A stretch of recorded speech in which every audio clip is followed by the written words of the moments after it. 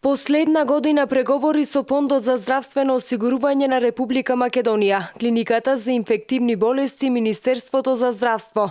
Хепар центарот од Битола успеа да се избори за издвојување на буџет од 10 милиони денари за набавка на нова современа терапија за пациенти со хепатитис С. Исто така за 2017 година одобрен е буџет за најсовремена терапија за хепатоцелуларен карцином, кој е директна последица од хепатитот С. Јас сум многу благодарен што успеавме во еден мал дел да допринесеме во овој голем настан, односно овој голем историски момент би рекол јас, кој се случува на европско и на светско ниво во елиминација на еден таков опасен вирус. Од Хепар центар Битола исто така информираа дека продолжуваат преговорите за пациентите со хепатит Б да добијат најсовремена терапија. За хепатитот Б се уште немаме современа и соодветна најдобра терапија, така да се надеваме дека во најскоро време и незе да ја добиеме. Значи, борбата Хепар центар ја продолжува во однос на оваа проблематика и барањата понатаму не се во однос само на третманите, туку се побарува